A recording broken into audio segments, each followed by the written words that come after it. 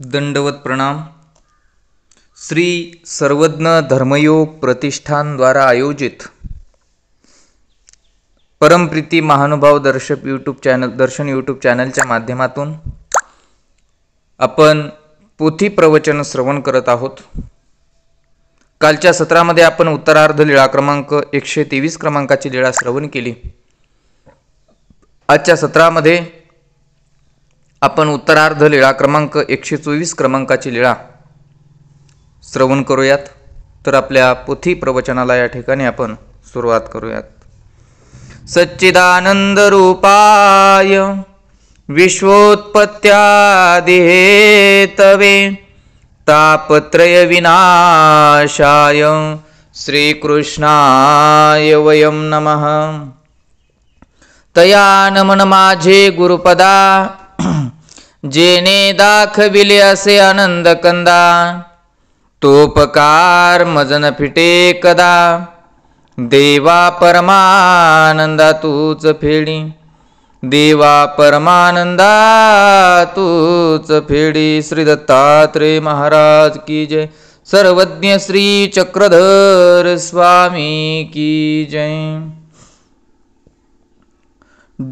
दंडवत हो डोंबेग्रामी मठी अवस्थान। डोंबेग्राम या ठिकाणी राजमठामध्ये सर्वज्ञ श्री चक्रधर प्रभू भगवंत वास्तव्याकरता अवस्थानाकरता जात आहेत। आतापर्यंत आपण चरित्र पाहिले। सर्वज्ञ श्री चक्रधर प्रभू भगवंत छिन्नपापी या ठिकाणी होते आणि आता डोंबेग्राम नगरामध्ये गावामध्ये प्रवेश करत आहेत स्वामी वास्तव्याकरता। मग रे नायके गोसाविया ते विनविले। रे नायकांनी सर्वज्ञ श्री चक्रधर प्रभू भगवंताला विनंती केली होती की जी आमच्या गावामध्ये आपण वास्तव्याकरता यावं, अशी विनंती केलेली होती। मग गोसावी उदयाचा पूजा उसरू झाल्यानंतरे गोसावी डोंबेग्रामासी निघाले। आणि मग आपण कालच्या सत्रामध्ये पाहिलं, मास उपवासनीयांना लखुमिया दार बंद करून जायचे आणि त्यांना गरमी होत असायची आणि गरमी होत असल्यामुळे त्यांना तिथे बसायला उठायला त्रास व्हायचा आणि म्हणून देवाला त्यांनी विनंती केली आणि देवांनी त्यांची जे काही व्यथा आहे, त्यांना जो काही प्रॉब्लेम आहे तो दूर केलेला आहे। आणि म्हणून मग गोसावी उदयाचा पूजा सुरू झाल्यानंतर म्हणजे स्वामींचा सकाळचा, स्वामी काल तिथून आल्याच्यानंतर स्वामींचा सकाळचा पूजा संध्याकाळी झाला, सकाळचा पूजा अवसर झाला आणि सकाळचा पूजा अवसर झाल्यानंतर सर्वज्ञ श्री चक्रधर प्रभू भगवंत डोंबेग्राम नगरामध्ये जाण्याकरता निघालेले आहेत। निघता सिंह नारायणा तया ते पुसावया गोसावी विजय केले। आणि निघत असताना सर्वज्ञ श्री चक्रधर प्रभू भगवंत तया ते पुसावया विजय केले। तया ते म्हणजे कुणाला? ज्या सिंह नारायणाच्या मंदिरामध्ये ज्या मास उपवासण्या बसलेल्या आहेत त्यांना सांगण्याकरता, त्यांना पुसण्याकरता, त्यांना विचारण्याकरता स्वामी स्वतः तिथं गेले। पहा किती परमेश्वराने त्यांचा अभिमान घेतलेला आहे। असा अभिमान का घेतला परमेश्वराने? का तर त्या जेव्हा केव्हा सिंहनारायणाच्या मंदिराकडे सर्वज्ञ श्री चक्रधर प्रभू भगवंत विहरणा करता जात असायचे तेव्हा नम्रतापूर्वक विनतकंदर होऊन स्वामींचं त्या दर्शन घ्यायच्या आणि म्हणून स्वामींनी त्या ठिकाणी त्यांचा अभिमान त्या ठिकाणी घेतलेला आहे। पहा अशा प्रकारे परमेश्वराच्या दर्शनाने, स्थानवंदनाने, प्रसादवंदनाने, साधू संतांच्या गाठीभेटीने, दंडवत केल्याने परमेश्वर आमचा अभिमान घेतात। तो सन्निधानामध्ये मास उपवासण्या होत्या, परंतु आपण असन्निधानामध्ये आहोत आणि असन्निधानामध्ये आपले साधन आहेत स्थान, प्रसाद, वासनिक, भिक्षुक। या साधनांची यथोचित प्रकारे सेवना केल्याने, नम्रतापूर्वक वंदन केल्याने आपला परमेश्वर आपला अभिमान घेत असतात। आणि म्हणून सर्वज्ञ श्री चक्रधर प्रभू भगवंतांनी त्या मास उपवासने अशा नम्रतापूर्वक स्वामींचं दर्शन घ्यायच्या आणि म्हणून तर परमेश्वराने त्यांचा इतका अभिमान घेतलेला आहे आणि स्वतः स्वामी जातात त्या ठिकाणी। गोसाव्यासी चौकी असन जहाले. आणि मग स्वामी सिंहनारायणाच्या मंदिरामध्ये ज्या ठिकाणी मास उपवासने आहेत त्या ठिकाणी गेले. गेल्याच्या नंतर जेव्हा केव्हा स्वामी गेल्याच्या नंतर त्या ज्या चौकामध्ये स्वामींना आसन व्हायचं त्याच चौकामध्ये स्वामींना आसन झालं. ती गोसाव्यासी दंडवत घातले श्री चरणा लागलिया. त्या स्त्रिया सुद्धा स्वामी आसनस्थ झाल्याच्या नंतर डोक्यावरती पदर घेऊन साष्टांग दंडवत घालून सर्वज्ञ श्री चक्रधर प्रभू भगवंताच्या श्री चरणावरती नतमस्तक झाल्या. पहा, अशी नम्रता आपल्याला खऱ्या अर्थाने आपल्या जीवनामध्ये पाहिजे.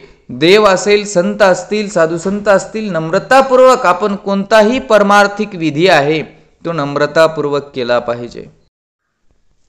आणि सर्वज्ञ श्री चक्रधर प्रभू भगवंत मग त्या बाया दर्शन घेऊन बसल्याच्या नंतर स्वामी त्यांना म्हणतात, आता हे डोमेग्रामासी जाईल. आता मी डोमेग्राम नगरामध्ये वास्तव्य करण्याकरता चाललेलो आहोत असं सांगतात. जी जी आता मते जयंती तरी गोसावी जयंती वरी रहावे. आणि मग त्या महिला त्या मास उपवासण्या सर्वज्ञ श्री चक्रधर प्रभू भगवंताला विनंती करतात, देवा आपण डोमेग्राम नगरामध्ये वास्तव्याकरता चाललेले आहात, योग्य आहे, परंतु आता आमची जयंती आहे, म्हणजे कृष्णाष्टमी, जन्माष्टमी आपण म्हणतो, म्हणजे गोपालकृष्ण भगवंताचा अवतार दिन, तोपर्यंत तुम्ही राहावं अशी विनंती त्या महिला देवाला करतात. सर्वज्ञे म्हणितले ती दिसी हे येईल का कवना एका ते पाठवील. स्वामी म्हणतात त्या दिवशी जयंती दिवशी आम्ही येऊ अथवा कुणाला तरी आमच्या एखाद्या भक्ताला पाठवून देऊ असं स्वामी सांगतात. मग गोसावी डोमे ग्रामासी विजय केले. आणि मग सर्वज्ञ श्री चक्रधर प्रभू भगवंत डोमेग्रामला गेले, म्हणजे नगरामध्ये गेले. तेथ तिन्ही मठ, डोमेग्राम नगरामध्ये गेल्याच्या नंतर 3 मठ त्या डोमेग्राम नगरामध्ये होते आणि आहेत. एकू दक्षिणाभिमुख, एक उत्तराभिमुख, एक पूर्वामुख. दक्षिणामुखी मठी पश्चिमेली भिंतीसी उत्तर दक्षिण ओटा. आणि मग नगरामध्ये डोमेग्राम नगरामध्ये स्वामी गेल्याच्या नंतर दक्षिणाभिमुख 3 मठ होते, एक दक्षिणाभिमुख, एक उत्तराभिमुख आणि एक पूर्वाभिमुख. दक्षिणाभिमुख जे मठ आहे तो पूर्वी नरसिंह मठ होता, त्यालाच आपण आता राजमठ असं म्हणतो, राजमठ या नावाने संबोधल्या जातं. हे दक्षिणाभिमुख असलेलं मठ. एक उत्तराभिमुख, एक उत्तरेकडे मुख करून मठ आहे, त्या मठाला आपण उंच मठ असं म्हणतो. आता एक पूर्वाभिमुख आणि एक पूर्वेकडे मुख करून ज्या मठ आहे त्या मठाला आता आपण प्रसन्न मठ असं म्हणतो. असे 3 मठ त्या ठिकाणी होते. दक्षिणामुखे मठी पश्चिमेली भिंतीसी उत्तर दक्षिण ओटा. आणि दक्षिणाभिमुख म्हणजे राजमठामध्ये दक्षिणेकडे मुख करून कोणतं मठ आहे? राजमठ. त्या राजमठामध्येच पश्चिमेली भिंतीसी म्हणजे दक्षिणाभिमुख मठामध्ये पश्चिम दिशेच्या भिंतीला उत्तर दक्षिण असा ओटा होता एक, आणि तो आहे. 2 खांबामध्ये ते मठी मग गोसाव्यासी अवस्थान झाले. आणि तिथे 2 खांब होते. आजही राजमठामध्ये जो मुख्य ओटा आहे उत्तर दक्षिण, त्या ओठ्याच्या समोर ते स्थान उपलब्ध आहेत. तिथे 2 खांबापैकी एका खांबाला सर्वज्ञ श्री चक्रधर प्रभू भगवंताने ती लीळा पुढे आपल्याला येईनच, तिथे आपल्या हाताने श्रीकराने रहाटलेला आहे. स्तंभा एका ते निमित्त करून बोली जेल, नाही का, असं म्हटलेलं आहे. पुढं सविस्तर आपण त्या लीळा पुढं आपल्याला येईनच, त्याच्यामध्ये आपण पाहूयात. परंतु इथे स्वामींना उत्तर दक्षिण ओटा, त्या ओट्यावरती स्वामींचं वास्तव्य, त्या ओट्यावरती स्वामींना अवस्थान झालेलं आहे.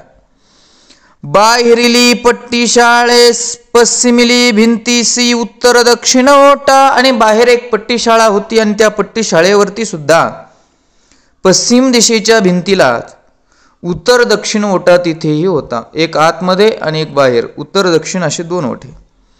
तेत दुपारूचा पूजा सुरू होय. आणि ज्या पट्टी शाळेवरती जो बाहेरचा उत्तर दक्षिण ओटा आहे त्या ओट्यावरती सर्वज्ञ श्री चक्रधर प्रभू भगवंताला नित्य नेमाने दुपारचा पूजा अवसर होत असायचा. का तर आतमध्ये गरमी असत होत असावी आणि त्यामुळे बाहेर पडवीमध्ये पट्टी शाळेमध्ये त्या ठिकाणी स्वामींना पूजा अवसर व्हायचा. अशा प्रकारे ही लीळा या ठिकाणी संपते. दंडवत प्रणाम.